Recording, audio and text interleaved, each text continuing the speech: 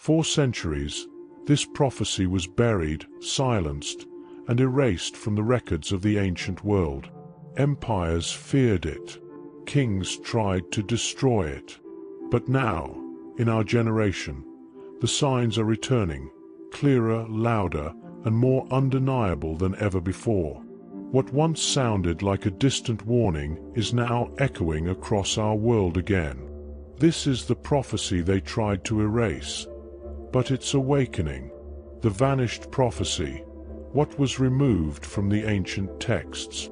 For centuries, scholars whispered about a passage that once existed, a warning so direct, so unsettling, that entire civilizations supposedly chose to erase it rather than face its implications.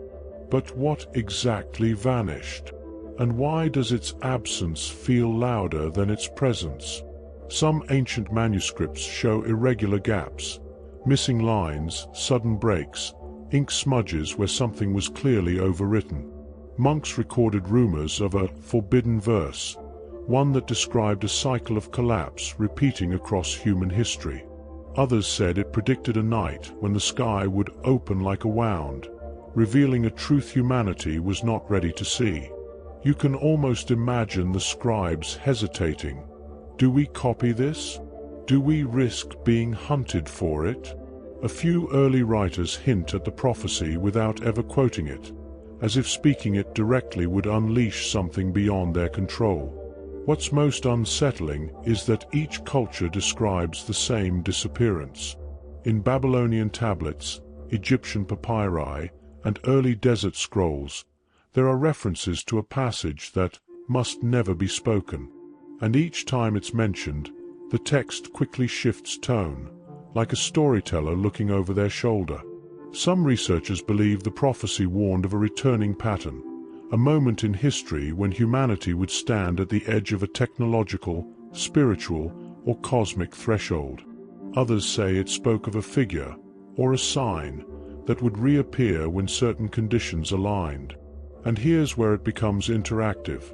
What if the disappearance was intentional not just by ancient hands, but by history itself? What if the warning was not meant to be read until the generation capable of understanding it arrived? Now the question falls on you, the reader. If a prophecy was erased to protect you, would you still want to know what it said? The kings who tried to silence the prophets. For centuries, powerful rulers believed that a single prophecy, one spoken in whispers, carved in fading ink, and carried across empires, held the potential to unravel their kingdoms. These were the kings who didn't fear armies, but feared words. Imagine standing in a throne room lit only by torches, where advisors urgently warn the monarch that a prophet somewhere in the desert has spoken a sentence capable of shaking the entire political order. Sounds dramatic? It was. Some empires launched silent campaigns, scroll burnings at night, royal decrees banning unapproved visions, and secret arrests of wandering storytellers. Others employed priests loyal to the crown, rewriting sacred texts to adjust anything that hinted at rebellion, divine judgment, or the downfall of their dynasty. Entire archives mysteriously vanished. Chronicles were scraped clean and rewritten. And when a prophecy resurfaced, because they always did, panic spread through palaces like wildfire. What made these kings so desperate? Maybe it was the accuracy of earlier predictions. Maybe it was the fear of losing control. Or maybe, just maybe, they sensed that truth has a strange way of surviving even the sharpest blade. Now picture this. You're reading an ancient manuscript, and suddenly you notice gaps, sentences cut off, ink deliberately smeared. What was supposed to be there? Why the effort to hide it? And here's the unsettling thought. If these rulers tried so hard to erase the prophecy, what were they trying to stop you from discovering? If you could ask these ancient kings one question, what would it be? And do you think they would dare answer? The forbidden scrolls, clues found in lost manuscripts. For centuries, Whispers circulated about manuscripts that were never meant to survive. Scrolls burned, buried, or sealed away by ancient hands who feared the power of the message within them. Today, only fragments remain, brittle edges darkened by fire, torn fibers that once carried warnings, visions, or truths too disruptive for their time. And yet, it's precisely in these broken pieces that something extraordinary begins to emerge. Imagine unfolding a charred fragment and discovering symbols that don't match any known language, yet feel strangely familiar. Or reading a line abruptly cut short, as if someone tried to erase it mid-sentence. Scholars argue over their meaning, but the pattern is undeniable. These documents all hint at a message intentionally suppressed. A prophecy, a historical confession, a revelation meant for a future generation. One scroll, recovered from a collapsed storage chamber, describes a voice that would not be silenced, echoing across generations. Another references a sealed night, a time when knowledge was deliberately hidden from the world. And then there are the sketches, rough drawings of celestial signs, gates, and figures standing at the boundary between worlds. But here's where it becomes truly unsettling. These fragments, found in different regions and different centuries, seem to fit together like pieces of a puzzle scattered across time. What kind of message was so dangerous that various civilizations erased it independently? And now the question becomes yours. If you held the last missing piece, the one fragment that completes the message, would you reveal it or protect it as they once did? After all, some truths were hidden for a reason. The signs in the sky described by the prophecy, unusual celestial phenomena, pillars of fire tearing across the horizon, noon turning into a sudden and unnatural night, and storms that seem to roar with an intelligence of their own. According to ancient records, these weren't random events. They were warnings, signals, markers in the heavens meant to awaken the people who dared to look up. Imagine standing in an open field as the sky begins to vibrate with a low hum, the air thickening as if holding its breath. A column of blazing light descends, not like lightning, but like a vertical flame suspending itself between the clouds and the earth. Witnesses described it as the fire that stood still, a phenomenon so terrifying that entire villages hid indoors, believing the end had come. And then, the darkness. At the peak of the day, when the sun should have burned brightest, everything dimmed. Shadows stretched unnaturally long. Animals panicked. People whispered that time itself had paused. Modern science has explanations, but none fit perfectly. The old texts say it was a veil, a moment when the world above pressed against the world below. But the storms were perhaps the most disturbing. Winds that changed direction in impossible patterns, thunder that echoed like voices, and flashes of light shaped like rings, spirals, or veiled faces. Some claimed the storms responded to human emotion, approaching when fear rose, receding when crowds found courage. Now imagine yourself there. What would you do if the sky suddenly behaved as if it were alive? Would you run? Would you watch? Would you try to interpret the signs? Or would you fear what they were pointing toward? Because according to the prophecy, these signs weren't just events, they were invitations. And the question remains, if the sky sent a message again, would we even notice?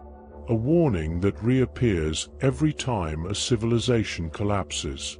There's a chilling pattern hidden in the ruins of fallen empires, a warning so old, so consistently repeated, that it feels less like history and more like a countdown. Ancient scribes from Mesopotamia spoke of it. Priests in collapsing Mesoamerican cities whispered about it. Even chroniclers in the final days of Rome hinted at it with trembling ink. And here's the eerie part. Every time this warning resurfaced, a civilization was already standing on the edge without realizing it. Some texts call it the returning omen. Others describe it as the voice that rises when nations fall asleep at the wheel. But when you line up the accounts, a pattern emerges, a prophecy that seems to awaken only when societies are about to face their greatest unraveling. Strange celestial anomalies, sudden moral fractures, leaders ignoring signs they once considered sacred, all reported in eerily similar language across cultures that never met. Coincidence? Or something deeper echoing through time? And here's where it gets unsettling. Many historians claim the warning doesn't predict collapse. It reveals it, like a mirror held up to a culture, showing the cracks long before they're visible on the surface. As you read this, you might even wonder, if this omen truly reappears in every age of decline, is it appearing again now? If you were living through a collapsing era, would you even recognize the sign? Maybe the real question is this: what did the ancients see, and why does the same warning keep coming back? The mysterious figure connected to the prophecy. There are stories so old, so deeply buried under dust and fear, that even speaking their names once meant risking your life. And at the center of this forbidden narrative stands a single shadowed figure, a leader, a prophet, or perhaps something far more enigmatic. Ancient kingdoms feared him not because of armies or weapons, but because of a message he carried, a message powerful enough to shake empires. Some texts describe him as a wanderer who appeared without origin, offering warnings that rulers desperately tried to silence. Others depict him as a scholar who uncovered signs in the heavens and dared to reveal what the elites hoped the world would never discover. His presence was said to cause unrest. Cities trembled, priests panicked, and kings ordered entire libraries burned just to erase his words. Yet fragments of his message survived, in carvings, in underground manuscripts, in whispered traditions that refused to die. Legends claim he predicted a great reversal, a moment when hidden truths would rise to the surface and expose every lie preserved by power. And here's the chilling part. Some of those same legends insist that his final prophecy wasn't meant for his generation, but for ours. So let me ask you, if this mysterious figure re-emerged today, if his message resurfaced in full, would the world listen, or would it try to silence him again? Archaeological evidence that matches the prophetic description. Across deserts, buried temples, and forgotten city ruins, archaeologists keep stumbling upon symbols and inscriptions that feel strangely too precise to be coincidences. Imagine brushing dust off a stone tablet only to find carvings that describe an event eerily close to the prophecy you've been reading about. The same symbols, the same warnings, the same cosmic sequence. It's the kind of discovery that makes even the most skeptical researcher stop, breathe, and wonder, how did they know?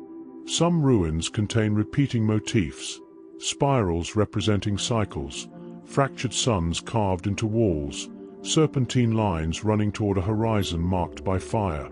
These aren't isolated finds. They appear in distant cultures separated by oceans and centuries.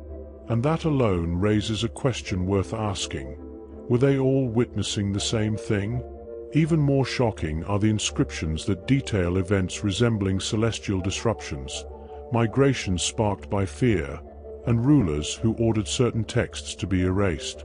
Shattered altars and half-burned manuscripts suggest someone tried to hide something, yet left behind just enough for us to piece the story back together. It's like the ancient world left breadcrumbs, assuming someone in the future would finally follow the trail. As you move deeper into these archaeological puzzles, you can almost feel the tension of the past pressing forward, as if those who carved these messages believed their warning wasn't meant for their time, but for ours. So the real question becomes, are we discovering history, or uncovering a prophecy finally waking up? The ancient judgment that fell once, and is rising again. There are moments in ancient history that feel less like distant stories and more like warnings carved into time itself. This is one of them. Records from forgotten civilizations speak of a catastrophic judgment, an event so violent, so unmistakably supernatural, that entire cultures reshaped their calendars, rebuilt their cities, and rewrote their myths because of it. But here's the unsettling part. The patterns described in those ancient accounts are beginning to echo again today. Imagine a world where the sky darkens at midday, not from storms or eclipses, but from an atmosphere charged with dust and fire, where rivers suddenly retreat, leaving cracked earth and exposed stones that were never meant to see the sun, where rulers tremble, believing the gods, or something far older, have turned against them. Ancient scribes wrote of a night that arrived without warning, a shockwave felt across continents, and a population convinced that the world had reached its final hour. Now fast forward to the present moment. Look at the strange climatic extremes, the unexplained celestial flashes, the sudden shifts in global stability. Doesn't it feel eerily familiar? As if the past is trying to replay itself, not as myth, but as a cycle returning right on schedule? Some historians insist it was a volcanic eruption. Others suspect a cosmic impact. But the most mysterious theory suggests something far more deliberate, an intervention, a judgment. And here's where things get interactive. Ask yourself, if ancient civilizations saw these signs and called them a warning, what would we call them today? Natural coincidence? Scientific anomaly? Or a message that we were never meant to forget? The ancient judgment fell once, but the clues left behind suggest it was never a one-time event. It was a pattern, a prophecy, and according to that pattern, we're entering the next chapter right now. Why religious and political powers tried to erase this prophecy. For centuries, whispers of a forbidden prophecy traveled through temples, courts, and underground circles, always spoken in hushed tones, always followed by a glance over the shoulder. Why? Because this was not just a prophecy. It was a threat, not to the people, but to the powers who claimed to rule them. According to ancient accounts, the prophecy predicted a moment when hidden injustices would be exposed, when false authorities would crumble, and when a leader not chosen by kings, but by truth itself, would rise. You can imagine how well that went over with rulers who relied on fear and obedience to keep their thrones steady. Religious elites feared it because it challenged their monopoly on divine knowledge. If the prophecy was true, it meant their interpretations were incomplete, or worse, intentionally manipulated. Political leaders feared it even more. The prophecy hinted at uprisings, societal shifts, and the fall of regimes that built their power through conquest, silence, and rewritten history. Some texts even describe priests burning scrolls and kings ordering scribes to erase specific lines, as if ink could overpower destiny. But imagine this. What if the very act of suppressing it made the prophecy stronger? What if every erased line created 1,000 more questions? Even today, fragments appear in ruins, codices, and oral traditions, as if the prophecy refuses to stay buried. And now, as people begin to connect patterns repeating across civilizations, the question becomes almost unavoidable. Were they trying to erase the prophecy, or were they trying to keep us from realizing it might be unfolding right now? Why it's returning in our generation, the final trigger. What if the prophecy wasn't meant for the ancient world at all, but for us? What if its reappearance isn't a coincidence, but the final trigger that past civilizations tried to hide? Today, archaeologists keep uncovering ruins that mirror old warnings. Astronomers are tracking rare celestial alignments mentioned only in forbidden scrolls, and historians see patterns repeating with unsettling accuracy. It's as if the past is reaching forward, grabbing our generation by the collar, and saying, Pay attention. It's happening again. Some believe the prophecy resurfaces when humanity enters a specific cycle, one marked by moral drift, political instability, and natural anomalies that echo descriptions thousands of years old. Others argue it's reawakening because every attempt to silence it has failed. Burned manuscripts keep reappearing, erased inscriptions keep being uncovered, and ancient languages once thought dead are being decoded faster than ever. Almost like the message refuses to die. But here's the disturbing part. Many details that once sounded symbolic now resemble real-world systems. Technology, global networks, surveillance grids, and environmental shifts that feel eerily familiar. The prophecy warned of a generation that sees too much and understands too little, a line scholars once dismissed as poetic. Today, it reads like a description of us. So the question becomes, why now? Why does this forgotten prophecy return exactly when humanity reaches a peak of power and vulnerability? Maybe you're part of the reason. Maybe the reader was always meant to be the final witness, the one who chooses whether the ancient warning becomes a collapse or a turning point. Are you ready to look deeper?